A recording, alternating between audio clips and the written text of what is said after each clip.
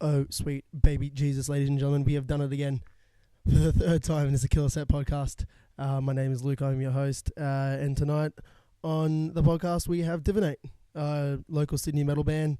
You may have seen them supporting Trojans and Graves at AM/PM, and I just finished listening to them perform, and they were super fucking tight, so I hope you guys enjoy this fucking podcast. Shit, yeah. Yeah, just started. Already did the intro earlier, so it's already been pre-recorded. So awesome, I'm sitting with you guys in Divinate. First question was, how was your last show with Graves and Trojans? Tim, you want to answer this one? Straight up to you, mate. I know you're a bit hungover. Yeah, no, it was pretty good. Bit weird without Bob being there because he's a little bitch, but Wait, why yeah, weren't you it was there, man? alright. Why? I was pretty sick. I had like a flu and chest infection and stuff. I don't know what's going around, but it just absolutely fucked me. Pussy. Yeah. Yeah, chest AIDS. Mix that with asthma, you know. It's a legitimate respiratory disease, so you know, just absolutely fucking. Get off it, mate. I'm still fucked. I'm more fucked than Tim. Yeah, fuck you, Tim. Yeah, that's the fuck me. Yeah. Yeah. Happy birthday, Tim, as well, from last night. Yeah, cheers, mate. Not that you remember much. Not really. So we'll start this way. What's your most memorable show, apart, like, unless it was with Graves, or just start?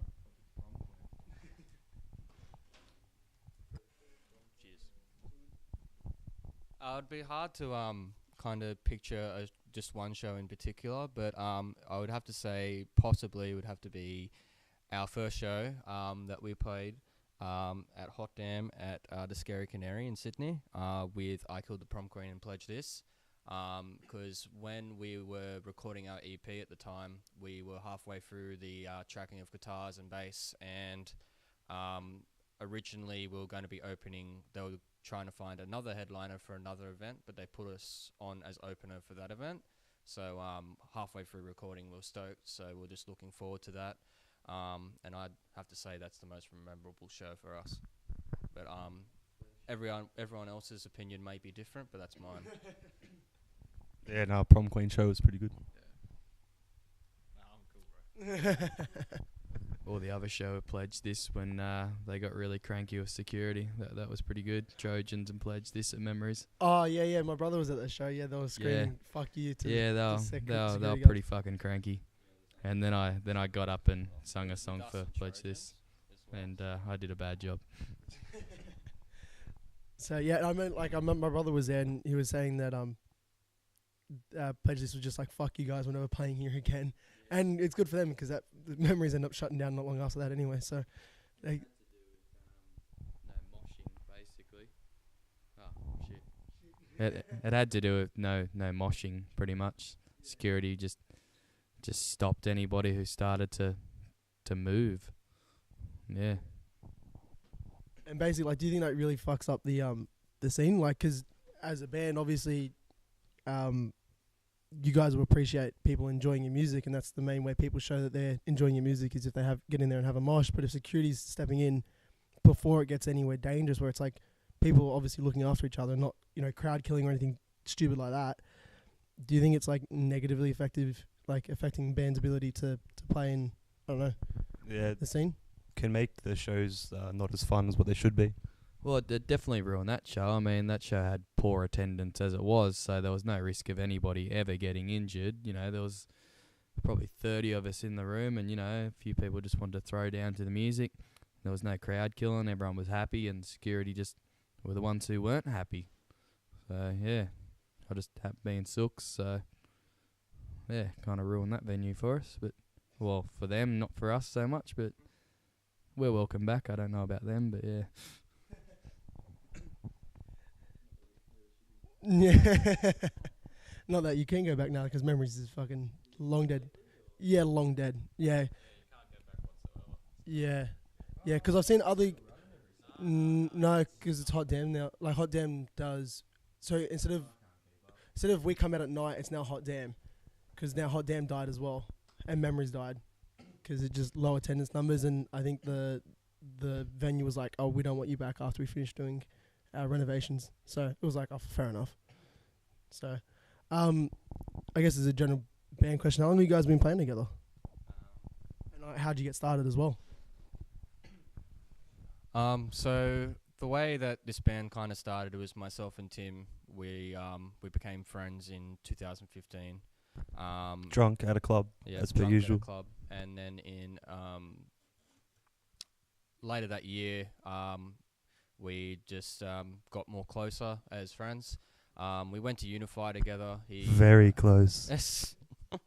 We went to Unify together. I bought a ticket, and Nah. I bought a ticket for myself, and I was asking him if he'd like to come because my mate had a spare ticket. And Tim's like, "Oh yeah, I will go if I don't have to pay for the ticket, and that's it." Tight ass. Hey, I drove, so it's all good. He drove 10 hours with myself and another friend of ours, and then we just enjoyed the festival, and then Tim just said, "Would you like to start something?" And then we did, and then in July Yeah, you wanna take this 2016 was outside? when we July 2016 is when we really came together as a band and started running through our material, and that's how the origin kind of started. My brother Daniel is in this band as well, and we've been friends with Bob for many years. So that too, yeah.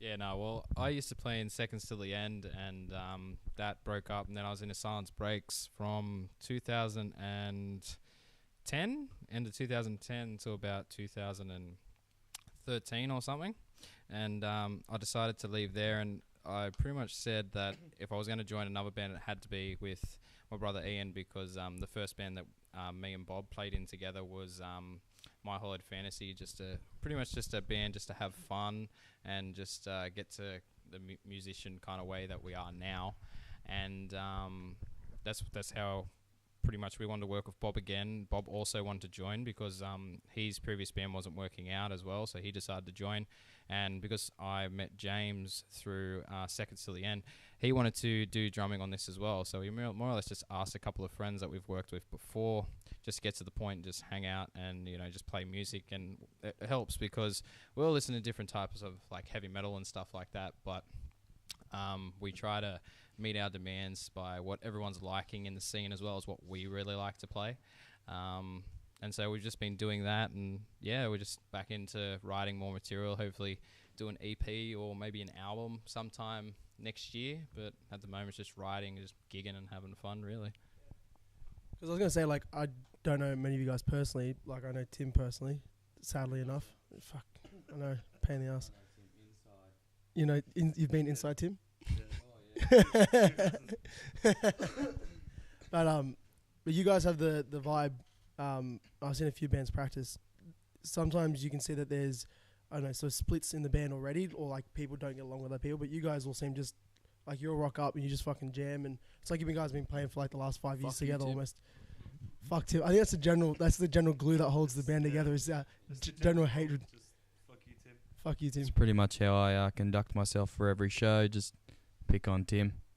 Yeah, because I remember when you guys played at Masonic Hall, which was a pretty memorable gig as well. Like I remember you guys opened up and it was pretty packed out as well. Yeah, and I think you started one of the songs with "Fuck You, Tim," or this one goes to Tim's mum because she's hot. Then every time he's wearing his beanie on stage, I rip it off and throw it, and then I try and like wrap his hair around his face to try and piss him off and shit, or push him, hit his strings on his bass. I always like to walk backwards into his personal space. Like just basically put him in a corner and just keep walking backwards into him just to sort of really give him the shits. Especially the smaller the stage, the better. He'll after every show he'll be like, "Why don't you just get off the stage, and just sing in the crowd?" And I was like, "Well, I could have done that, but in all honesty, mate, I just wanted to piss you off," and it works. It's like crowd killing, but it's Tim killing, band member killing. If you see me at a show, just come punch me in the face. Yeah, everybody, no, listen. That should be the catchphrase. I just punched him in the face. Yeah. And I wanted to ask, where'd you guys get the inspiration for the name Divinate? So we were going through like so when we got together, we were practicing, for a while. We just didn't want to have a name, held on to it at that point in time. We didn't want to think about that. And then when we got the EP like tracks like sorted out, what we're going to record, we came to do to discussion of making a band name. And it's a bit difficult, this one, because we myself am really into like the spiritual, the afterlife, divination, of the occult and all that. So it came to, we didn't want to like copy someone else's like album name per se, like In Heart's Wake, it's Divination. So we didn't want to make it look like a cop off cheap trick in a sense. So we got a list together and we just kind of decided which one was better to do, and then that's how we came with Divinate. Pretty much it. Yeah, like with most decisions with this band, it just comes either to a coin toss or the majority vote. Like that's just how it came to be. I was say with the Or just whatever I don't want to do. Yeah, I say with the majority vote, Tim's vote is obviously not counted. Yeah, mine's that. just yeah. Mine doesn't count at all. So if I want to do it, Back of the bus, Tim. if I want to do it, we just don't Back do of it. the bus. Yeah, it's just I'm like that, just that empty bus seat. So yeah, I was gonna say like, what's up? What's next for the band? You were saying New bassist. New bassist. Probably pizza parties. Kids parties next. Yeah, Bar yeah. mitzvahs. It's a lucrative market. No one's got into yet. To throw down, with a bunch of kids eating Happy Meals and shit. Bob just really likes kids. And Happy Meals. Yeah. Yeah. Nuggets. Any day of the week. Nuggets. Chicken, Tim. I love nuggets. Could really go for some nuggets. You got a fucking box of popcorn chicken in the car. You didn't want to eat. Yeah, but I want nuggets. I see why you guys hate Tim so much now. Like it's just it's starting to dawn on me more and more. Fuck you. He's just starting to whine. Typical Tim. So yeah, you're saying EP, maybe album next year sometime. Yeah, we're kind of, because we're back in the writing process again. We got a lot of good feedback from our first EP, but we kind of wanted to excel our musical capability on top of that. So we're getting back in the writing process. We've made 2 songs so far, which we're just kind of starting to wrap up and see what else is to change with it, and then just continue writing. And then decide probably about halfway through next year if we're going to go in and do an EP or an album. So we're literally just writing a whole bunch of songs. Also, hopefully, towards the end of the year, probably do like weekend warrior tours and stuff like that. Pretty much like Brisbane, Melbourne, and just go up there for a weekend, play a bunch of shows, have a good time. Just do that. We also have our music video being released really soon, which we're actually exciting. Really keen for. So we're pretty keen to hear all the feedback from our fans and what they actually think of it and stuff like that. Hopefully there's more than You've 7. got 2 fans in here right now, so. But yeah. Pretty much it's just writing and then doing gigs and stuff like that, and just get our name out there a bit more. So if you like what we sound like, pretty much just give it around to your family, friends, just spread the word, and probably come see us at a show and just see how it goes. Give it to your nan. That's all right. I was going to ask, with the writing process, is that like a entire band thing, or is it like, two of you go away and write and then bring it back to the rest of the band, or is everyone sort of writing their own things and throwing it in? Most of the time, me and Ian will pretty much just like he'll make up a riff, or I'll make up a riff, or we'll actually make a whole song together. And then I send it over to James, and James will add drums to it and see what he thinks. So we more or less make an actual draft at when we come to band practice every week. We say, hey, what do you guys think? And then if there's parts when we're running through it that people are like, oh, nah, I want to kind of add this or add this, then we'll take parts out and stuff like that. Yeah. So, yeah. It's usually me once lyrics come into it. I'll be like, nah, you're getting rid of that. I couldn't write anything for that. Yeah. I just pull the pin on it. Oh, yeah, definitely. I always write lyrics afterwards and just sort of write it to the sound of the song, if that makes sense. But that's not how we normally do it. Me and Ian will write something, then we'll send it to James, and he'll tell us what he thinks, and then he'll add like drums to it. But it's never actual like the final thing. There's always room to change. Yeah, and so that's how we do it. Like we'll write something as an outline. James will do his thing with it, and then when we get to prac, we'll all go through it. And while we're going through it at prac, then we just kind of tear it apart. If there's things we don't like, things we want to improve, things we want to add, and we just kind of just go from that. Yeah, and do you guys enjoy? I know some bands really enjoy the writing process a lot, and there's other bands who kind of they do the writing process because it's part of the job, but they prefer performing. Are you guys a mix between the two, or do you prefer writing or performing? Or they've got their both got their. I do like perks. writing, but I do prefer performing a lot more. But like the writing part, it does actually have to get done. So it's always good to hear from people what they think of what you've done, but also what they believe you can improve on. So I see it as have an open mind about stuff like that. But yeah, like the writing process for us seems to be working. And we'll just continue doing that way. And anytime there's ever an issue with the writing process, pretty much we just sit down and be like, okay, well, let's scrap off, 3 parts and then add like another 3 parts and stuff like that. Like sometimes when we write a song, like if it's catchy and stuff, it might take us like a month or 2 months to actually complete it because we don't want to, spend all that money in a studio and get there and then, we've got like half a song, we're going to write the other half and it's not actually as good as what we would want it to be. Of course, yeah. So that's kind of how we do it. Try to get the best outcome out of we can instead of going into the studio and then writing it. But when you get into the studio anyway, half the time things change and you got to write things right then on the spot. Yeah. But that's pretty much how it goes. You'll write like 100% of a song at prac and you'll get to the studio and then your engineer and producer will be like, oh, hey, you can improve on this part or you can add this part and then the song changes. Yeah, we did. Yeah, we did that to one of the songs on the EP. Can't remember which one it was though. Closure, I think. Yeah, I think it was Closure.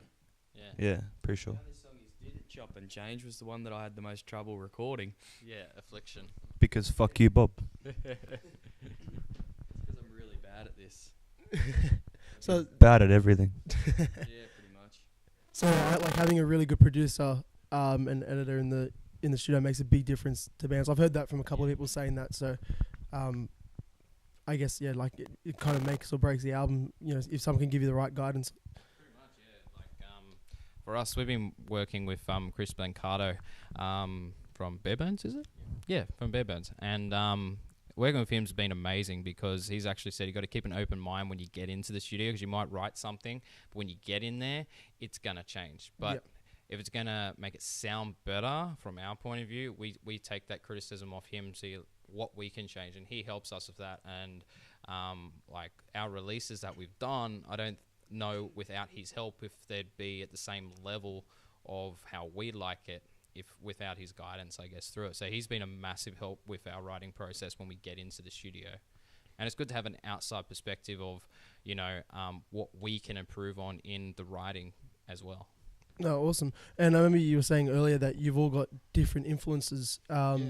Do you guys have like one main influence for the band, or is it sort of just like everyone's got their own sort of thing that they bring? Everyone's got like their own thing that they listen to, but like for me, I'm a big fan of like metalcore and As I Lay Dying, stuff like that. And like this band, it's kind of a mix between your hardcore and your death metal and stuff like that. And we all love playing breakdowns, and so that's why we add the breakdowns in there. And I do all the cool little guitar shit, and because I'm all into that kind of stuff. Yeah. So yeah, like we all listen to kind of like similar stuff, but it's all different styles of metal. But we kind of go off when we're writing. It's kind of keep that same influence. It's got that Ghost Inside feel, that as LA Dying Still, some August Burns Red kind of stuff in there sometimes, and we just kind of try and keep the influences we all have in the music, and like how we've done it so far seems to be working. Everyone seems to be pretty happy with it. Yeah, definitely. I was like, as someone who's listened to your music and seen you guys live a few times, I definitely see that August Burns Red theme come through, and your hardcore theme come through with the breakdowns and stuff like that. It's enjoyable music to listen to, and just even just especially to see live. Like some bands are like great to listen to when they're recording, but when you see them live, they kind of, you know, lackluster, or it doesn't come off, you know, as right as it should. And I guess it goes back to the way you guys are recording. Like you guys are coming here, nailing it out as much as you can, like practice wise, and then you record. Yeah. So you know you get the best of both worlds, and when you perform it, it sounds like exactly how you guys recorded it. Yeah, well, like when this band first started, like we had friends that knew about the band, but we didn't actually play a show or really do anything as a band per se for like about a year. So we were like practicing every week for about a year, and only the people that knew we were a band were just friends and families and stuff like that, until we actually got announced on the first show with Prom Queen in, I believe it was April. And we were doing the recording process then. So up until like pretty much that point, no one knew that we were even a band. So You're almost a studio band at that point. Yeah, and that's what we wanted to do. We didn't want to start playing gigs or anything until we actually had a release coming up, so we could have a purpose to play. Yeah, we had a purpose to play thing as well. So, you know, when people go, oh, hey, you know, do you guys have any material? We've got the material to give out after like our first show. Yeah. And it's being released. So that's what we want to do, just focus on getting it tight and making like a strong release for our first release, so people know, you know, who we are and what we kind of sound like and stuff like that. Yeah, and that was one thing I was going to say to you guys. Big props. Every time I've heard you play it, even from the start, like you guys have always been really, really polished. And I guess like now I understand why that comes through. Like some bands, they start and, you know, they announce they're a band, and then the next week they're playing a show. It's like, how have you guys done any like serious work? Not, but you're like looking at you guys. You had a year, like you were saying, of just practicing and getting to know how each other, you know, performed, like practice and stuff like that. So when you got on stage, it was not a brand new experience. Like you guys knew how everyone was going to react. Yeah, and like me and Ian have worked with Bob before. I've worked with James before. And that made it easy because we were playing with people that we already played with before, so we knew kind of like their feelings and how they kind of go with writing new material and stuff like that. So that actually really helped because we played with each other before. So we knew what kind of everyone was kind of wanting at that point as well. But like what we thought was to just practice for a year and get our material ready before playing a show, instead of, you know, having 2 songs, then having to play like 3 covers in like a 20-minute set. We wanted to have at least 5 songs ready to go, and then add a cover if we needed to, which I think we ended up doing. Ended up adding a cover in there on top of the 5 songs, but we actually wanted to start gigging once we had material ready to go and be out there. Yeah, and I think that's definitely a more mature point of view from a band, like a band's perspective. Like it's a mature point of view to have. Yeah. I think that's something that a lot of guys, when they get started, and you guys have all had sort of experience playing in other bands, that when you get started, you're just so overexcited to get out there and start playing, you know, gigs, and you're just like, oh shit, like, oh, now we have to play 3 covers in our set because we've only got 2 songs of our own. Yeah. And, you know, it sort of puts you at a disadvantage, definitely. Yeah. So next out is your guys' big video. I know Tim's been fucking chewing my ear off about it for the last, I don't know, fucking how many months. It's like, oh, dude, it's coming out soon. Dude, it's coming out soon. Dude, you should see this mask, man. It's coming out soon. But I've seen a few snippets, like a few still photos that Tim's showing me, and it looks fucking sick. Do you guys just want to fucking go through and explain what song is it for? So August last year, we went into the studio to record a single with Chris Blancato. And it was due to the fact that Bob's amazed that it was in August. Dropped out of a booking, so we were able to record a song for half the price. And the only one that was pitching was Tim, because he didn't know the song properly. And Chris always says, know your parts. So that's the story of Dead Weight. I showed up and had it nailed by morning tea. I sat down and basically had a cup of tea with Chris, and we ran through the song, had another cup of tea, and left. Yeah. That was me. Ian came with me, and it was just, all right. Yeah. Dead weight is the metaphor for Tim. We left so early. There wasn't, it was too early for lunch. Like, Yeah. we didn't even stop on the way back. It was good. So after we recorded that, we were still playing shows. Fucked him.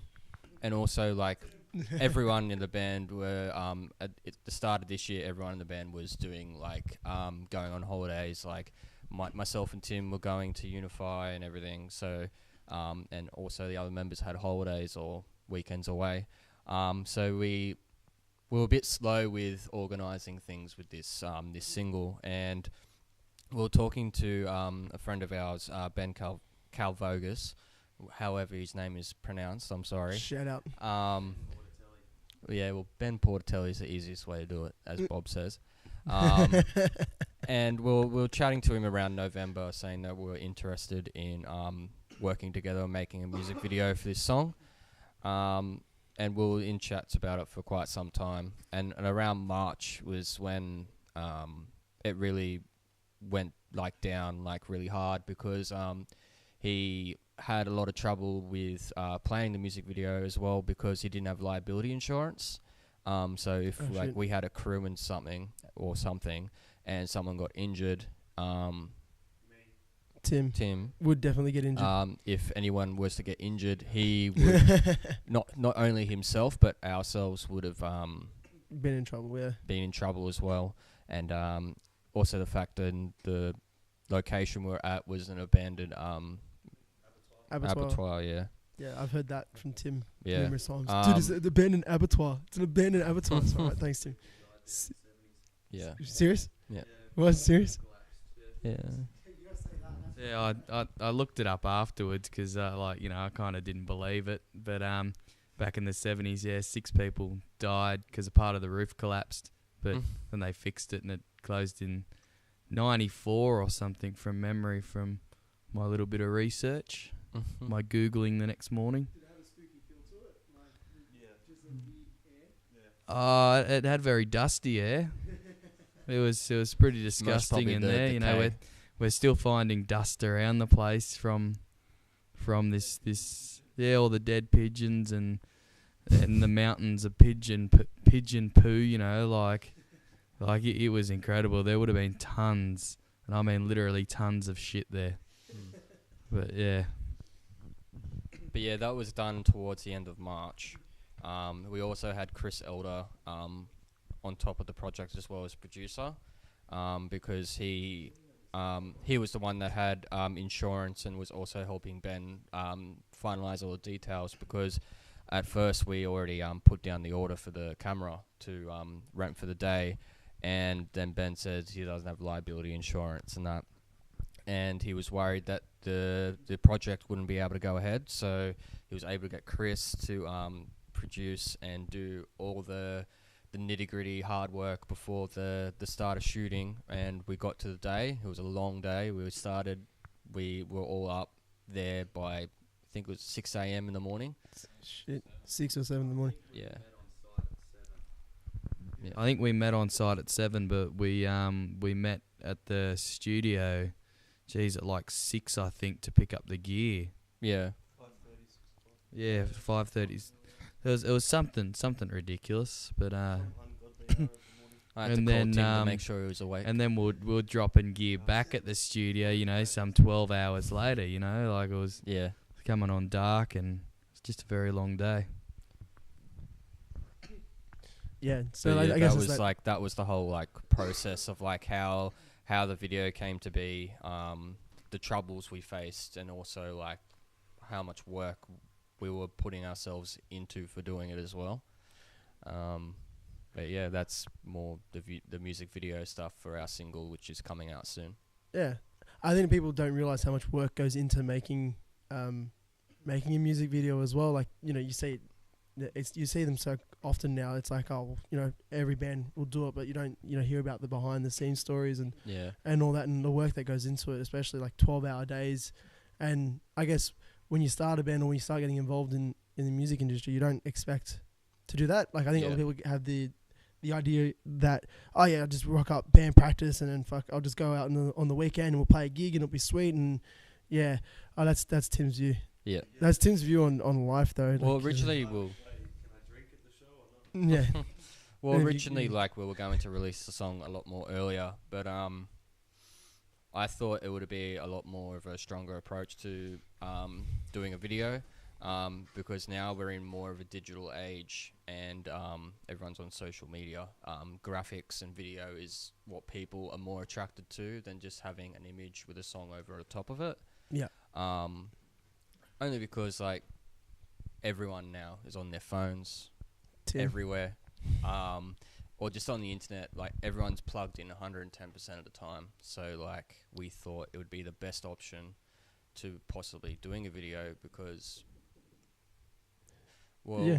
in graphic design and like people who work in that industry will say that people are more attracted to like images more than text. Yeah, and stuff definitely. anyway, I think like so- if you got a good song, the only way that you can improve it is by having a really good music video to go along with it. So it captures your eye and or it graphics. graphics yeah. it draws your attention. Yeah.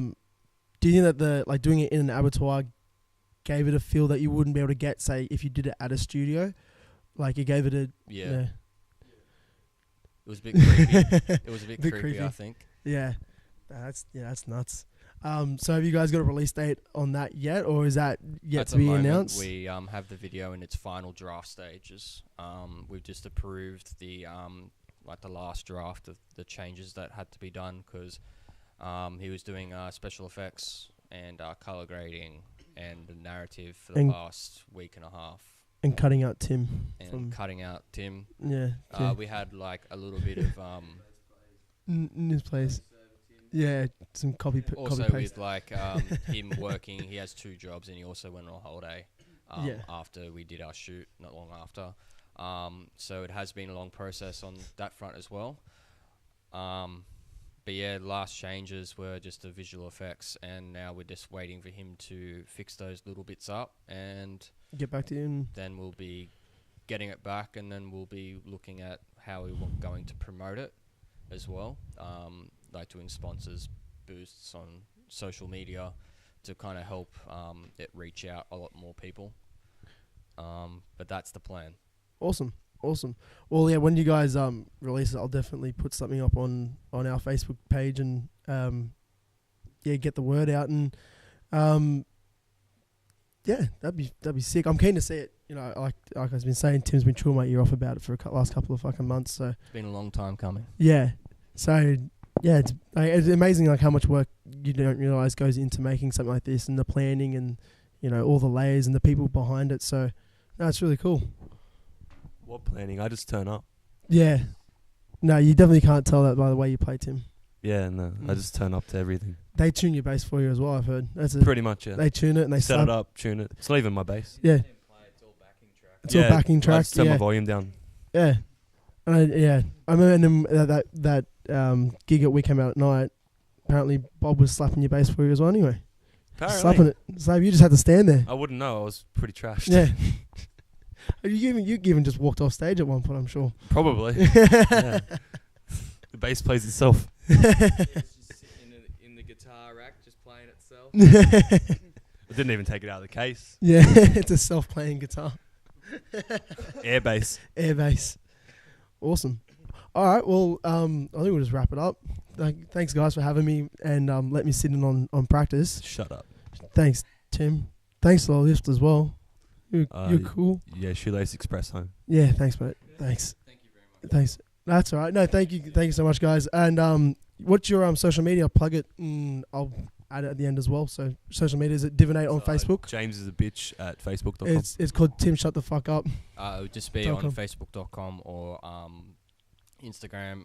It's Facebook / Divinate AU, and that's the same for Instagram as well. Sweet. At the moment, we don't have any other plans for other social media plugins yet.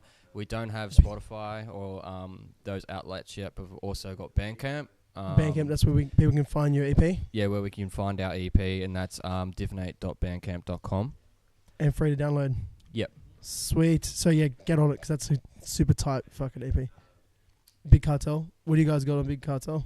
We've got our shirts that we have available at the moment. Sick. And that's just divinate.bigcartel.com. Awesome. Got some other stuff coming up soon, which will be good. Awesome. So yeah, and then next year, hopefully another release and YouTube, yeah. Divinate. YouTube is the same. Same Divinate thing, AU. Yeah. All right, you guys got Divinate AU nailed down across the board. It's patent pending. Copyrighted. All right, awesome. Yeah. Slick. All right, well, thanks for having me, guys. And All right, it's been thank a you very real, much. real pleasure. Sweet. Fuck you, Tim. Wish I could say the same. Yeah, no. Hey, you shut the fuck up. Sick. Thank you very much for listening, ladies and gentlemen, ladies and germs. That was the third episode of the Killer Set podcast featuring Divinate.